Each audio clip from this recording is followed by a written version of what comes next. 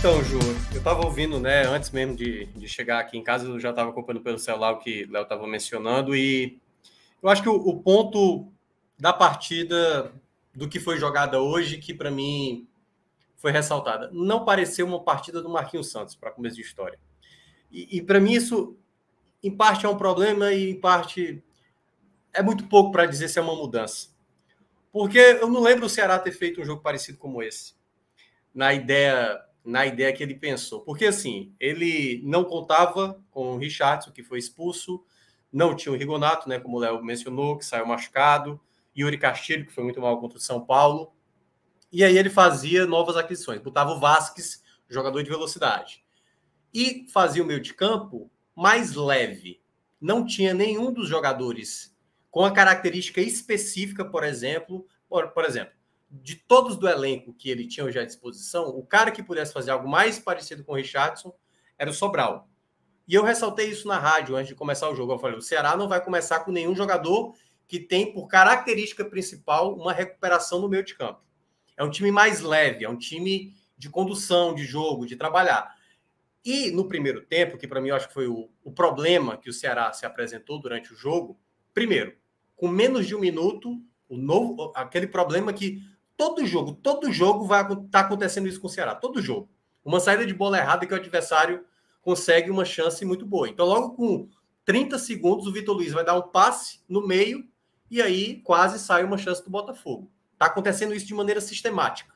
Ou seja, é um treinador que ainda não está conseguindo trabalhar essa saída de bola, certo? 2 meses de trabalho e ele não conseguiu melhorar isso. O outro ponto, que foi o que o Léo mencionou e que a gente já vem falando há um bom tempo, bola parada defensiva. Aconteceu uma falta ali, a bola foi alçada na área, deu uma resvalada ali na cabeça do Cuesta e gol, assim. Aí o pessoal pode falar, falha do João Ricardo, falha que deixaram subir. Mas, em resumo, é uma bola parada que o Ceará não consegue tirar, né? Já aconteceu. E olha que isso acontecia até na época de Dorival. Porque, assim, com o Dorival, já era algo a se corrigir, porque ele tinha tomado contra o Flamengo, tinha tomado em outros jogos. Mas com o Marquinhos, isso praticamente tem se tornado uma situação meio que corriqueira. Mesmo quando não acontece gol. Mesmo quando não acontece gol. Até cheguei a citar o primeiro tempo de São Paulo, o Ceará ganhou uma bola aérea. Uma bola aérea. Todas as outras era sempre o jogador de São Paulo que ganhava nesse jogo aéreo. Então ele precisa ainda corrigir isso. Eu sempre vou ressaltar, porque por mais que tenha resultados positivos que vão ser importantes, seja uma classificação contra São Paulo, seja uma vitória na Série A, seja alguma outra situação que possa beneficiar o próprio clube, mas a gente não pode esquecer isso, porque isso no médio e longo prazo, isso custa um preço.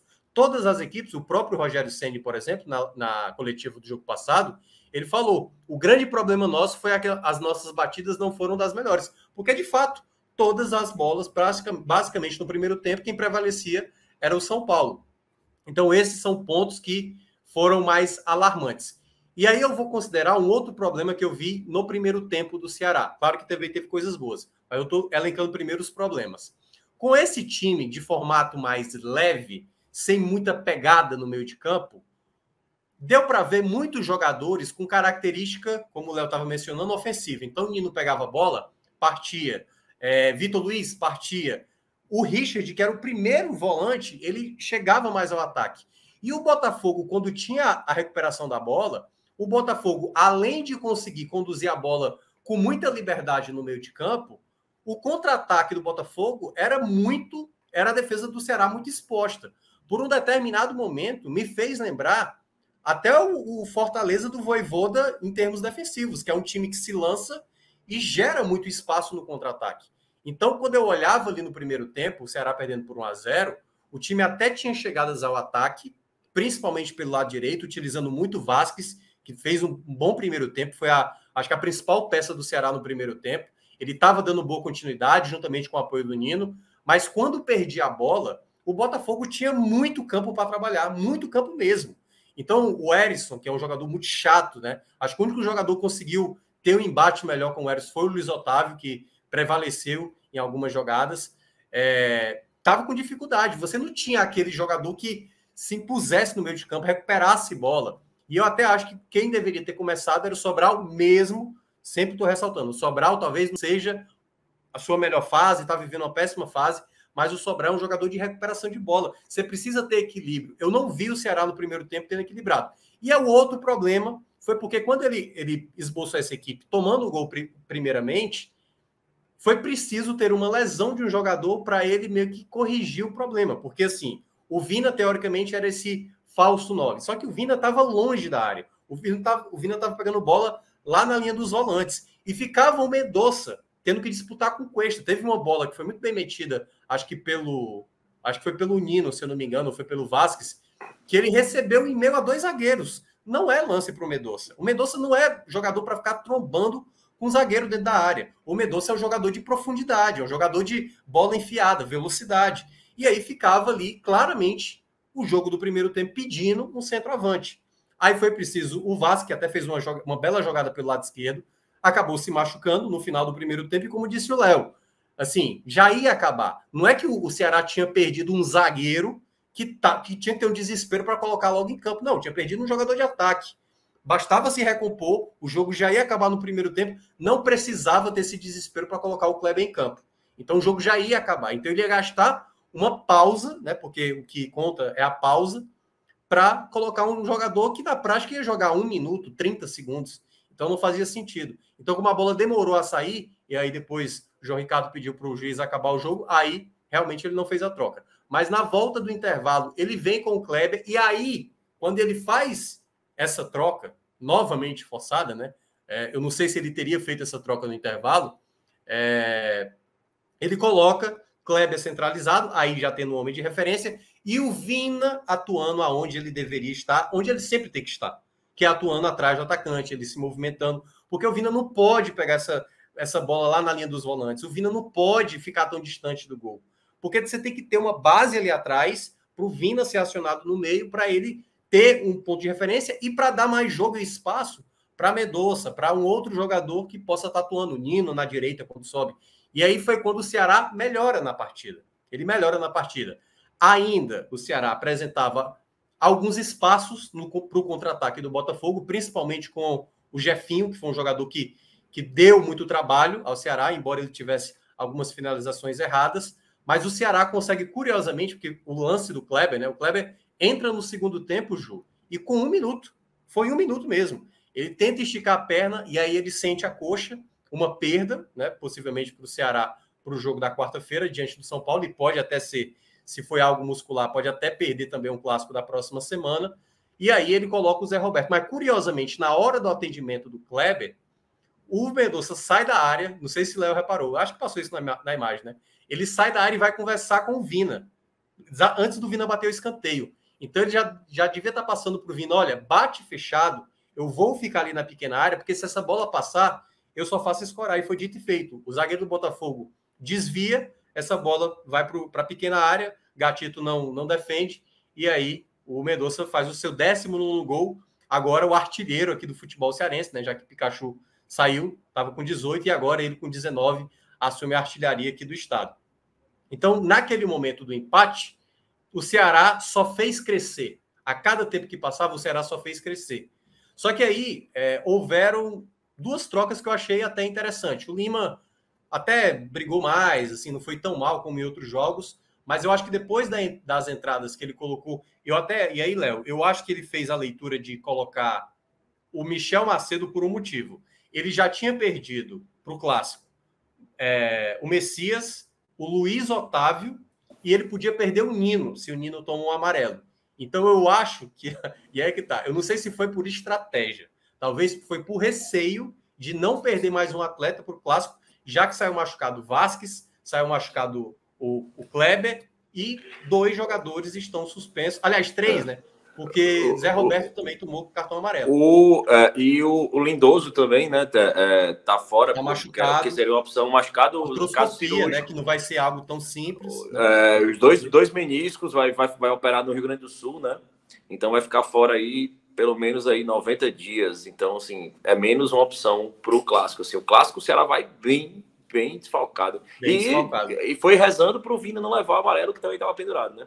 E olha que teve um momento, né, Léo, que ele ficou muito nervoso. Tentou. Até acho ele sempre tenta. O Klaus, o árbitro da partida, ele é o chamado peidou para dentro, né? Assim, porque ele teve 2 oportunidades de expulsar o Lucas Fernandes, que ele fez 2 faltas para amarelo, ele já estava amarelado, e ele não expulsou. Só que é que tá, o Vina, eu até tinha falado, depois da saída do Dorival, a gente ainda vê o Vina sempre, pelo menos, acho que todo jogo, né? Tem uma falta que é marcada nele, e ele quer o amarelo, e ele se exalta. E naquele momento, quase ele toma o terceiro dele, que também seria uma perda, sim. Essa seria uma perda descomunal. Porque, e aí já entrando de novo no segundo tempo.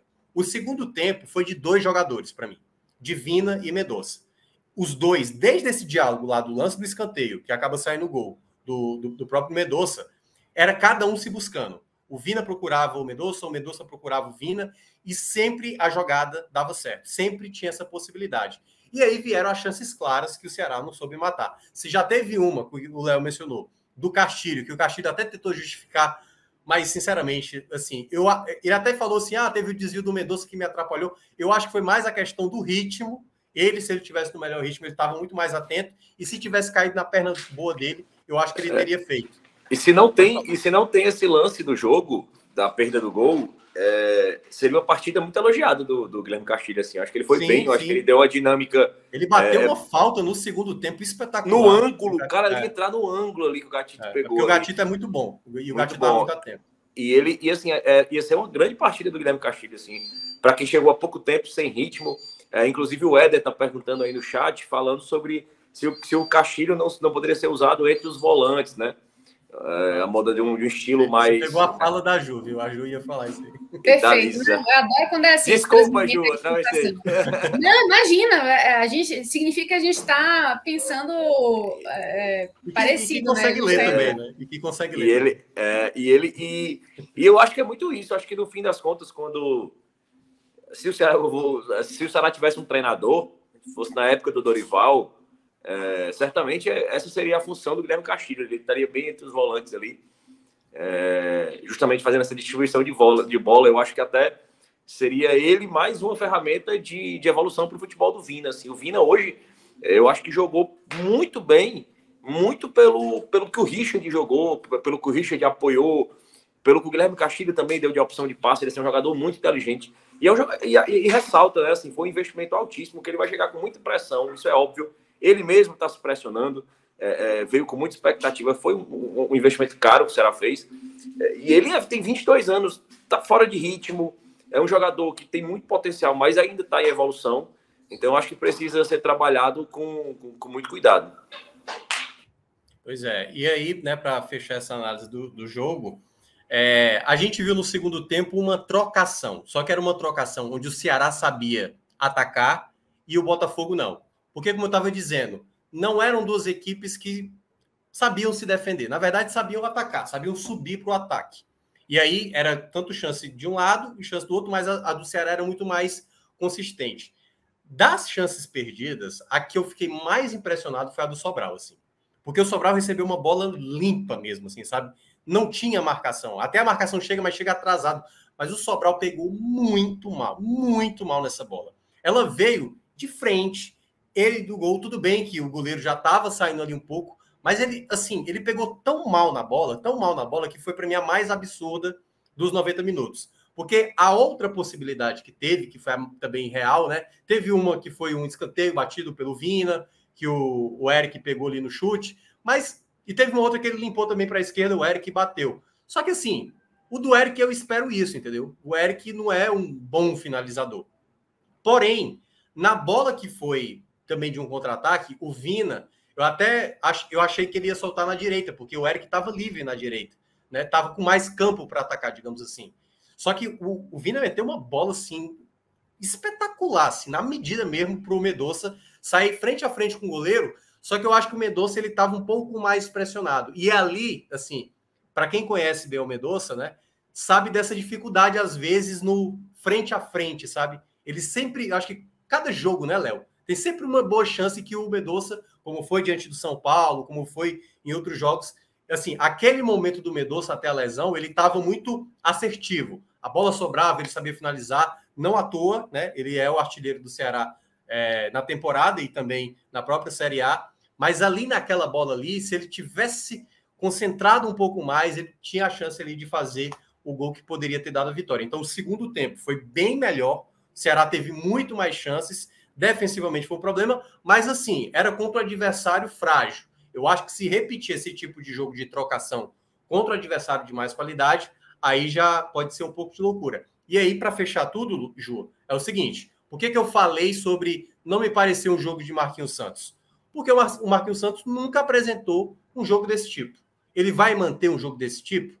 O jogo que ele vai encontrar na quarta-feira é bem diferente. Aliás, o jogo que ele fez na quarta-feira, na última quarta-feira contra o São Paulo, foi bem diferente. Foi um jogo muito mais amarrado, um jogo que ele tentou realmente fazer com que o jogo fosse amarrado, o que não é problema, entendeu? A questão é, a gente não sabe como o Marquinhos Santos está jogando o futebol do Ceará. Pode ser que a partida de hoje pode ter sido ali no aleatório do dia, sabe? Ele girou a roleta e tipo, opa, hoje é ataque total, entendeu? Na quarta-feira foi defesa total.